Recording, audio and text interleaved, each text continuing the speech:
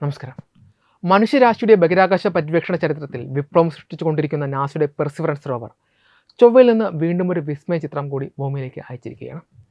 Red planet എന്ന് വിളിക്കപ്പെടുന്ന ചൊവ്വയിലെ ജിസീറോ ക്രേറ്ററിന് അപ്പുറത്തുള്ള ലാക് ഡി ചാംപ്സ് എന്ന പ്രദേശം പശ്ചാത്തലമാക്കിയാണ് റോവർ തൻ്റെ 6ാമത്തെ സെൽഫി പകർത്തിയിരിക്കുന്നത്. 2021 ചൊവ്വയിലിറങ്ങിയ പെർസിവറൻസ് 5 വർഷത്തിലേറെ നീണ്ട തൻ്റെ യാത്രയിൽ ഏറ്റവും പടിഞ്ഞാറ് ഭാഗത്തേക്ക് എത്തിയതിൻ്റെ അടയാളം കൂടിയാണ് ഈ ചിത്രം. ചൊവ്വയുടെ പുരാതന ചരിത്രവും അഗ്നിപർവ്വത പ്രവർത്തനങ്ങളും മനസ്സിലാക്കാൻ സഹായിക്കുന്ന നിർണായകമായ പല വിവരങ്ങളും ഈ ഒറ്റ ചിത്രത്തിലൂടെ ശാസ്ത്രജ്ഞർക്ക് ലഭ്യമായിട്ടുണ്ട്.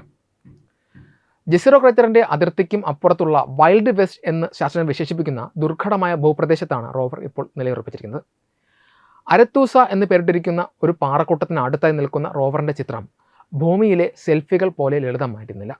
റോവറിൻ്റെ 7 അടി നീളമുള്ള റോബോട്ടിക് കൈയുടെ അറ്റത്ത് ഘടിപ്പിച്ചിരിക്കുന്ന വാട്സൺ എന്ന അത്യാധുനിക ക്യാമറ ഉപയോഗിച്ചാണ് ഈ ചിത്രം പകർത്തിയത്. മാർച്ച് 11 61 വ്യത്യസ്ത ചിത്രങ്ങൾ ശാസ്ത്രീയമായി കൂട്ടിയിണക്കിയാണ് ഈ മനോഹരമായ സെൽഫി രൂപപ്പെടുത്തിയത്. 1 മണിക്കൂറോളം നീണ്ടുനിന്ന പ്രക്രിയയിലൂടെ റോബോട്ടിക് കൈ 62 തവണ അതീവ കൃത്യതയോടെ ചലിപ്പിച്ചാണ് ഓരോ ചിത്രവും പകർത്തിയത് എന്നത് ഈ നേട്ടത്തിൻ്റെ വ്യാപ്തി വർദ്ധിപ്പിക്കുന്നു.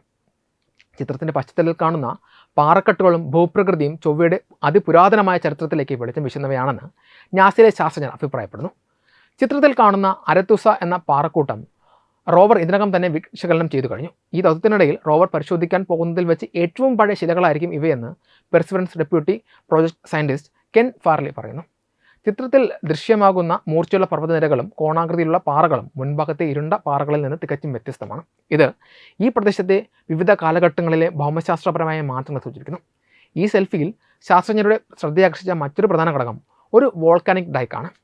ശിലകൾക്കിടയിലെ വിള്ളലുകളിലൂടെ ലാവ പ്രവഹിക്കുകയും പിന്നീട് അവിടെ തന്നെ തണുത്തുറഞ്ഞ് കടുപ്പമേറിയ പാറയെ മാറുകയും ചെയ്യുന്ന പ്രതിഭാസമാണിത്.